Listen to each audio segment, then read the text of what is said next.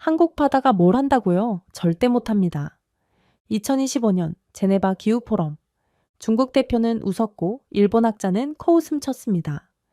한국은 해양 탄소 흡수국이 될 수 없습니다. 김은 그저 밥상 위 반찬이잖아요? 하지만 몇 초 뒤 스크린에 한국 바다에서 나온 탄소 흡수 데이터가 떠올랐고 전 세계 대표들의 표정이 하얗게 굳었습니다. 이건 기후 위기를 바꿀 무기입니다. 전 세계가 한국 바다를 다시 보기 시작했습니다. 정말 김이 그리고 한국의 바다가 지구를 살리고 있었던 걸까요? 지금 그 진실을 밝혀드립니다. 한국은 해양 탄소 흡수에 기여할 수 없습니다. 맹그로브도 없고 해초도 부족하고 김은 그냥 음식일 뿐이죠.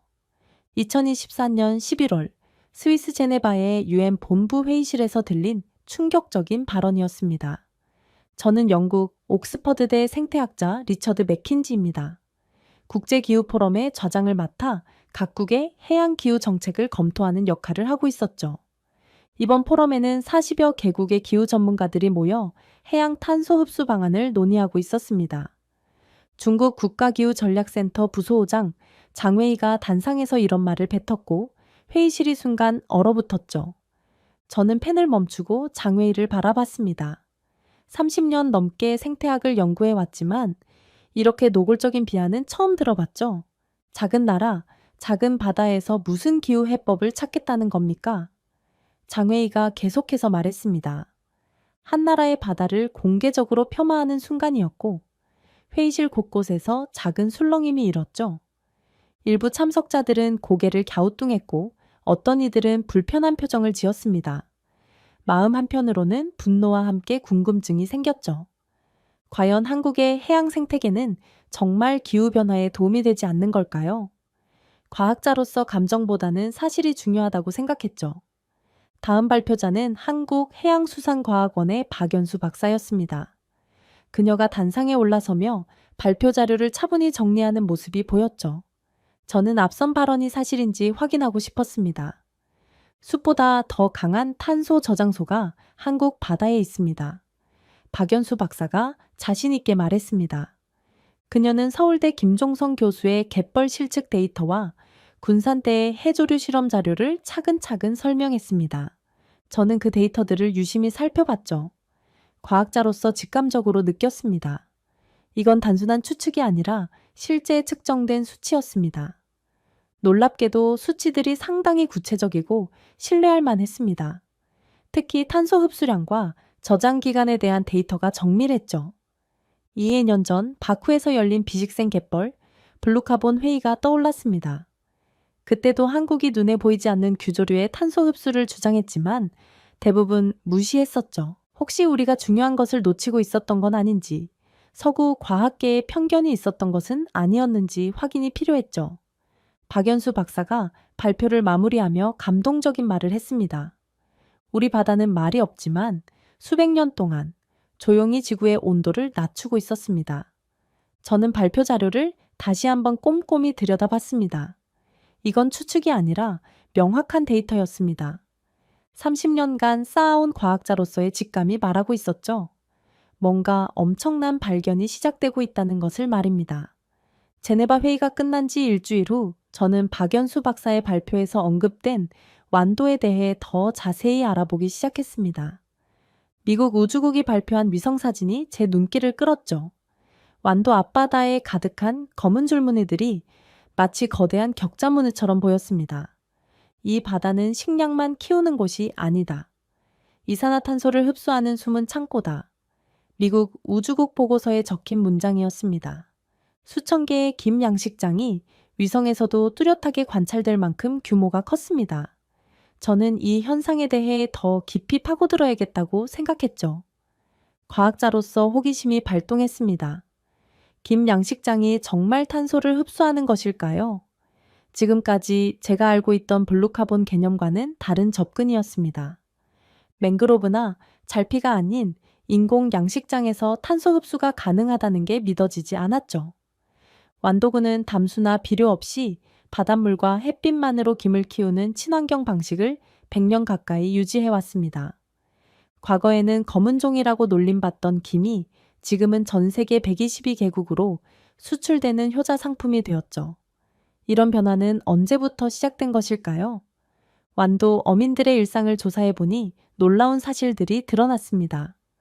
하루에 20척 이상의 배가 바다로 나가고 매일 400톤 이상의 김이 경매장으로 들어온다고 했죠. 완도 김 한 장에는 어민의 손길과 바다의 숨결이 함께 담겨 있습니다. 이 규모라면 상당한 탄소 흡수가 가능할 것 같았죠. 하지만 정확한 수치가 필요했습니다. 2024년 중반, 미국 우주국가 세계은행, 세계자연기금 전문가들이 완도를 직접 방문했습니다. 저는 그들의 방문 기록을 찾아봤죠. 국제기구들이 한국의 작은 섬마을에 관심을 갖는다는 것 자체가 특별한 일이었습니다. 이들은 완도의 김양식 현장을 직접 둘러보며 탄소 흡수 메커니즘을 확인했다고 했죠. 비료도 없이 이렇게 많은 탄소를 바다에서 흡수할 수 있다니 놀랍습니다. 방문단 중 한 명이 남긴 코멘트였습니다. 한국의 해조류 양식 방식을 지구를 살리는 모델로 소개하기 시작했다는 내용이었습니다. 완도 군수가 한미 공동 해양 포럼에서 발표한 내용도 인상적이었죠. 우리는 밥상 위의 반찬으로만 보던 김을 지구를 살리는 자원으로 키우고 있습니다. 저는 완도 어민 이영도 씨의 인터뷰 기사를 읽었습니다. 3대째 김 양식업에 종사하고 있다는 그의 말이 특히 기억에 남았죠. 예전엔 김을 뜯으며 살았지만 지금은 그 김이 지구를 살리고 있습니다. 미국 우주국이 위성사진 속 한국 바다를 숨쉬는 탄소 숲으로 명명했습니다. 과학자로서 이런 현상을 직접 확인해 보고 싶었죠.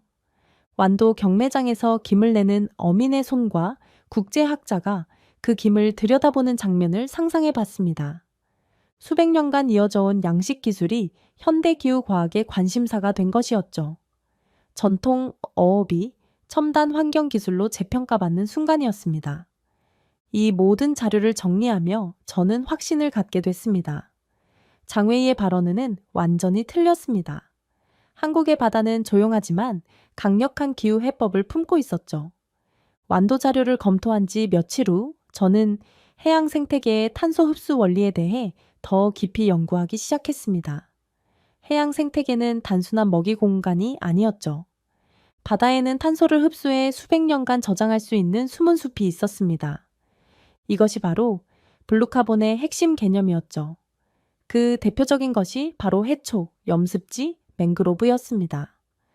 이 세 생태계는 기후변화에 관한 정부 간 협의체에서 공식 인정한 블루카본 흡수원이었죠. 바닷물 속에서 자라는 잘 피는 육지의 나무처럼 광합성을 통해 이산화탄소를 흡수했습니다. 그리고 그 탄소를 잎, 줄기, 뿌리, 그리고 퇴적물 속에 깊이 가둬둡니다. 한국은 영국 플리머스 대학과는 다른 방식으로 잘피 복원을 진행하고 있었습니다. 한국의 접근법이 더 효율적이었죠. 수심 3m 이하의 뻘지역인 완도와 진도 등은 햇빛, 영양염, 바람 모두가 최적 조건이었습니다. 단위 면적당 탄소 저장량이 영국보다 30% 높다는 분석 결과가 나왔죠. 2023년에는 대기업들이 여수와 고흥에서 잘피숲 복원 프로젝트를 시작했습니다.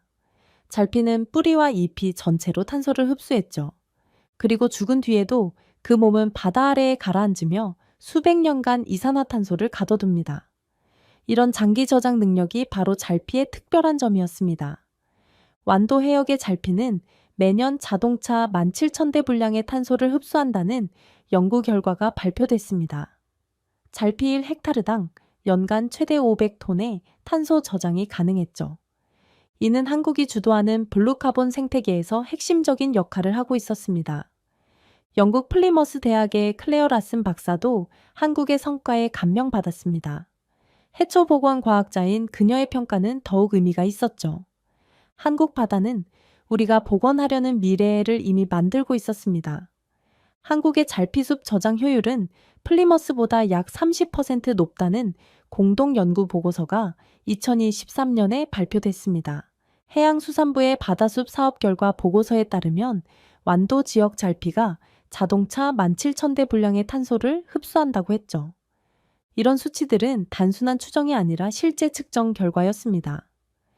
대기업들과 한국수산자원공단이 진행하는 민관협력 프로젝트도 본격화됐습니다.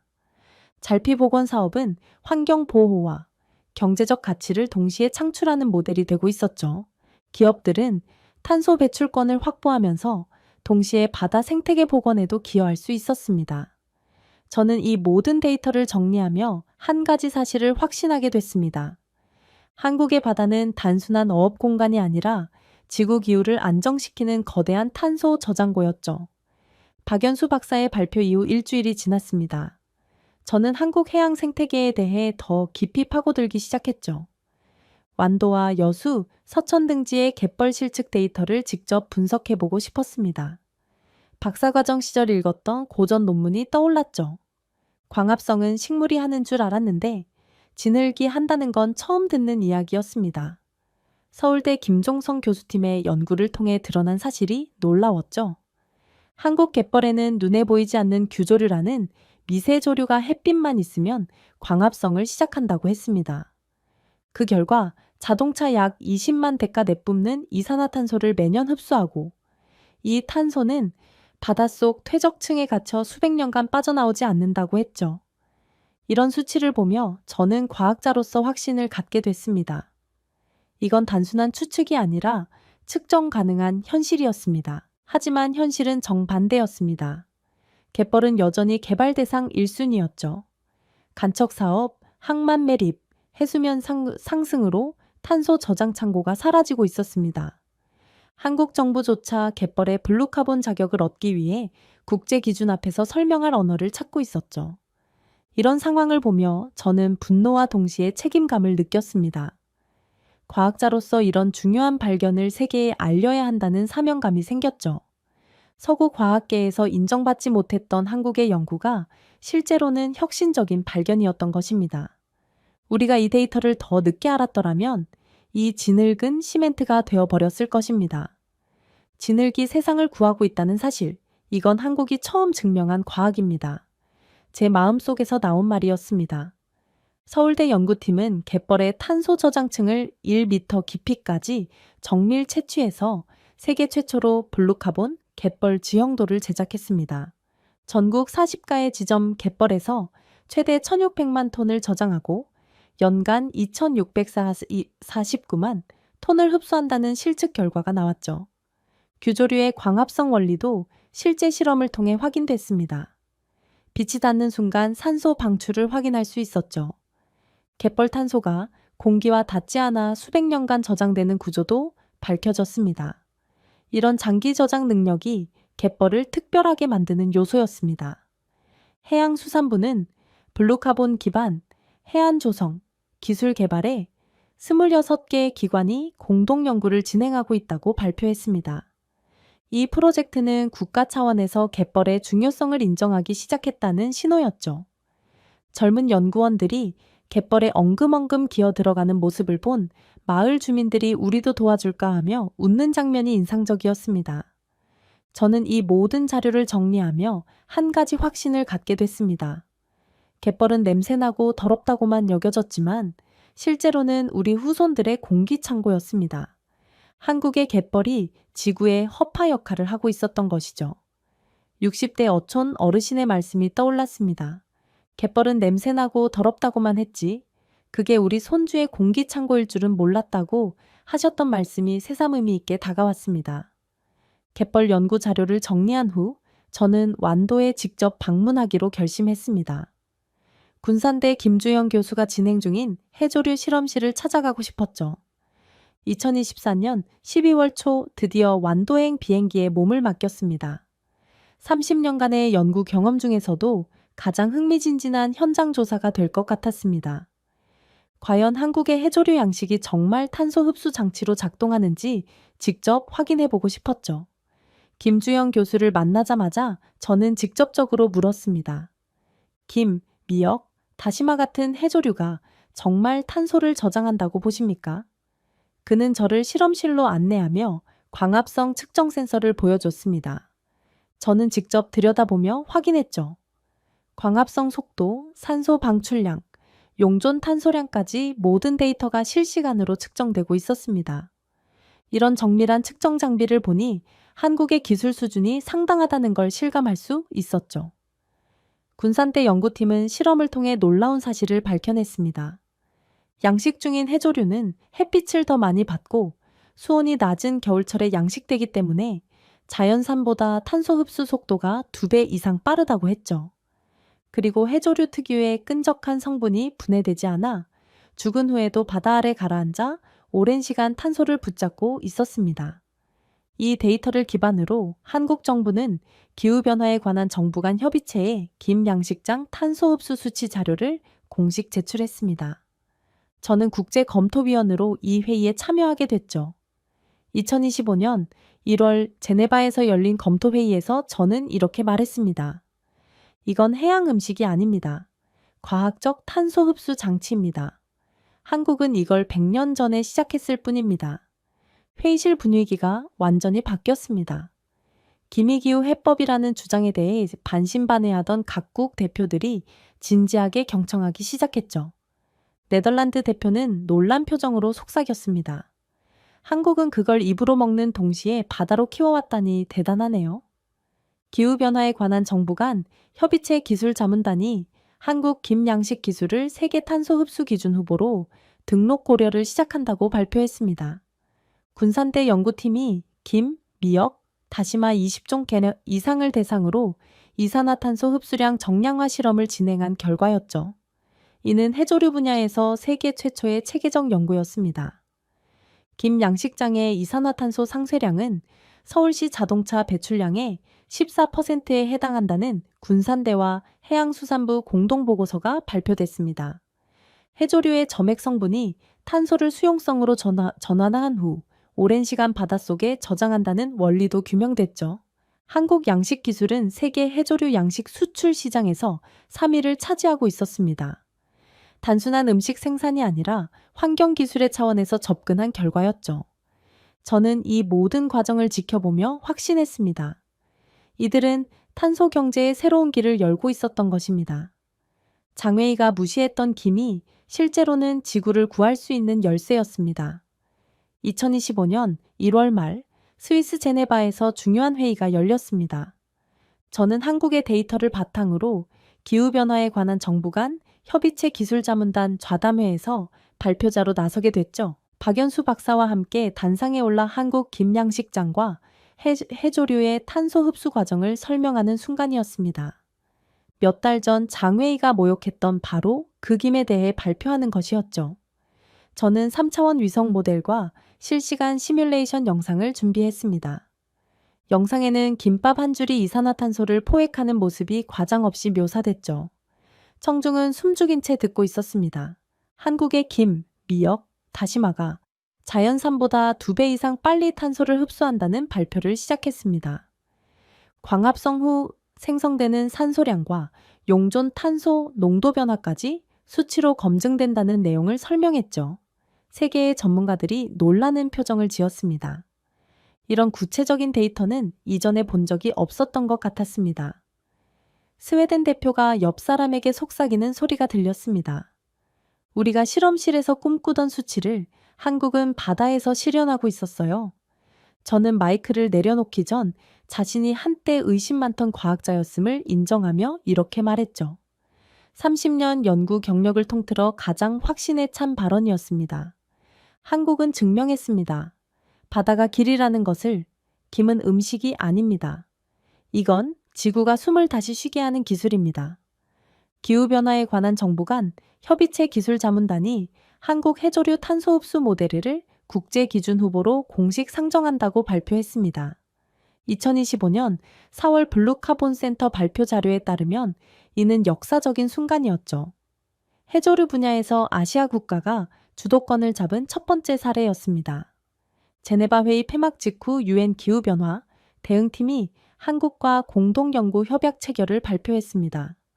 기미지구를 살린다는 문장이 국제 언론 헤드라인에 등장했죠. 해양수산부와 블루카본 융합연구 우센터가 2024년 발표한 김과 해조류 탄소 흡수 수치와 연구가 바탕이 됐습니다.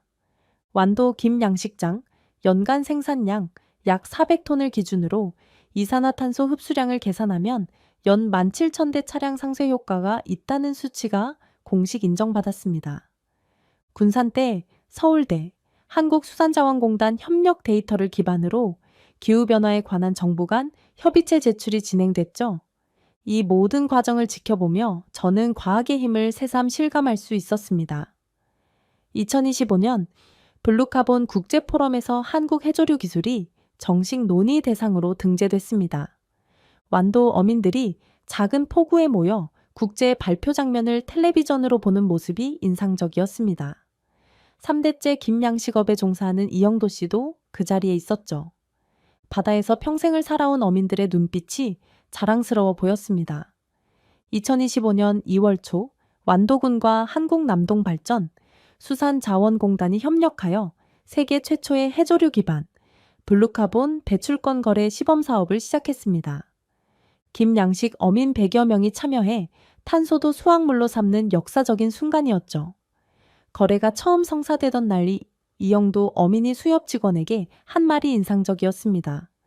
이젠 김으로 돈도 벌고 지구도 지키네요. 김과 잘피, 갯벌 3가지를 묶은 블루카본 3총사 모델이 공식화됐습니다. 이 모델은 기후변화에 관한 정부 간 협의체, 세계은행, 세계자연기금이 함께 지지한 구조였죠. 한국 정부는 향후 20년간 최대 5천억 원 규모의 탄소 크레딧 시장 창출을 기대한다고 발표했습니다. 저는 다시 한국을 찾았습니다. 국제사회의 인정을 받은 한국의 블루카본 현장을 직접 보고 싶었죠. 완도포구에서 이영도 씨를 만났을 때 그가 한 말이 마음에 깊이 남았습니다. 바다에서 평생을 살아온 어민의 지혜가 담긴 말이었습니다. 과학자인 저보다 훨씬 본질을 꿰뚫고 있었죠. 기후해법은 거대한 기술이 아니었습니다. 바다 위 작은 손에서 태어났죠. 국제 언론들이 연달아 보도하기 시작했습니다. 전복도 먹고 지구도 살리는 완도의 바다, 김한장이 17g의 탄소를 가뒀다는 내용이었죠. 한국이 탄소 경제의 세기를 제시한다는 평가가 나왔습니다. 유럽과 미국, 일본의 주요 언론들이 완도를 주목하기 시작했습니다. 해외 바이어들이 완도로 몰려와 한국 양식 기술 연수를 받기 시작했습니다. 이영도 씨는 그들에게 직접 바다에 발을 담그게 했죠. 전통적인 어업 방식을 체험하게 하면서 말했습니다. 이제 전 세계 바다도 이 맛을 기억하게 될 겁니다. 완도 어민 중에는 배출권 거래로 연간 수익 1억 원을 돌파하는 사례도 등장했습니다. 우린 이제 어민이자 기후 수호자라는 자부심이 생겼죠. 김, 갯벌, 잘피가 묶여 블루카본 탄소 저장 국가 모델로 국제 인증을 추진하게 됐습니다. 마을 분위기도 완전히 달라졌습니다. 예전엔 쓸모없다던 갯벌이 이젠 돈 되는 땅이 됐다는 이야기를 들었습니다. 배출권 수익으로 마을의 놀이터와 독서관을 만든 어민 공동체 사례도 있었죠. 젊은 세대들이 고향으로 돌아와 부모의 양식업을 이어받겠다고 나서는 경우도 늘어났습니다. 저는 이런 변화가 단순한 경제적 이익을 넘어서는 의미가 있다고 생각했습니다. 블루카본 시범 배출권 거래는 2023년 완도를 기반으로 한국남동발전 시범사업에서 시작됐습니다. 세계은행과 세계자연기금이 블루카본 3총사 모델 구상 자료에 한국 사례를 반영했죠. 2025년 기준 김 1톤당 탄소 흡수량은 최대 500kg으로 추정됐습니다. 블루카본 거래 시장은 연간 10억 달러 이상의 잠재력을 가진 것으로 전망됐죠. 2025년 2월 중순 완도에서 전 세계 블루카본 전문가들이 참석한 가운데 세계 블루카본 연구센터 개소식이 열렸습니다. 완도는 이제 단순한 어촌이 아닌 해양탄소 연구의 중심지가 되었죠. 유엔은 이 개소식을 계기로 매년 2월을 블루카본 인식 증진의 달로 지정한다고 발표했습니다. 한국이 이런 규모의 블루카본 연구센터를 아시아 최초로 설립한 것이었습니다. 저는 이 의미 있는 순간을 직접 목격할 수 있어서 보람이 있었죠. 몇 달 전 장회의가 김은 그냥 음식일 뿐이라고 폄하했던 그 김이 이제 국제 학술 연구의 핵심 주제가 되어 있었습니다. 과학적 사실이 편견을 바꾸는 과정을 보고 있었습니다. 해양수산부와 지역 어민들이 함께 준비한 현장 견학 프로그램이 행사의 하이라이트였습니다. 완도포구에서는 해외 연구자들과 국내 전문가들이 김 양식장을 직접 견학하고 전통 방식의 김 수확 과정을 체험하는 프로그램이 진행됐죠. 이영도 씨를 비롯한 지역 어민들이 직접 양식 과정을 설명하며 질문에 답하는 모습이 인상적이었습니다.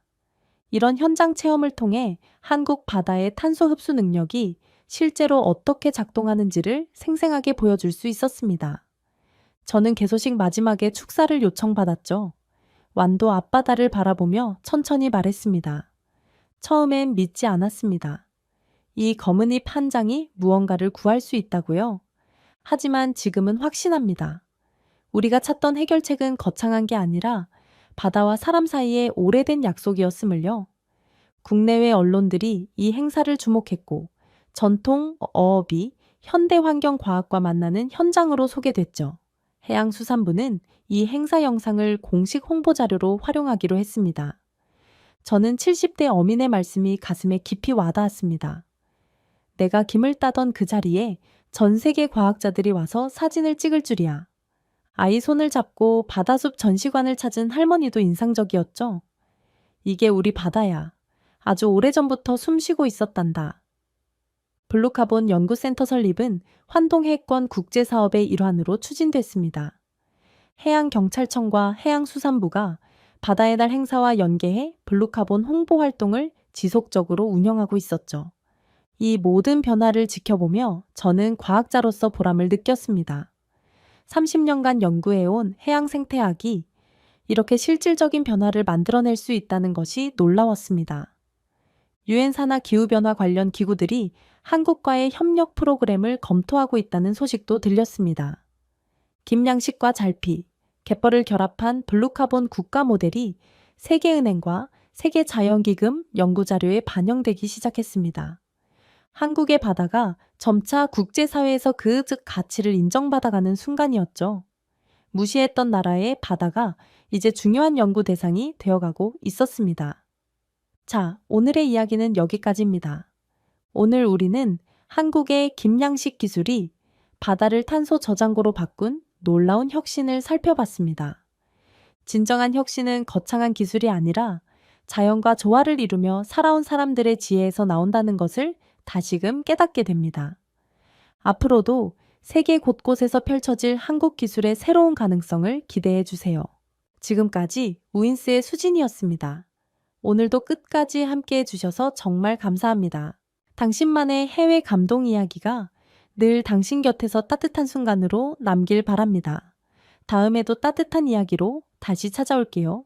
수진이랑 우인스 다음에도 함께해요. 오늘도 행복한 하루 되세요. 사랑합니다.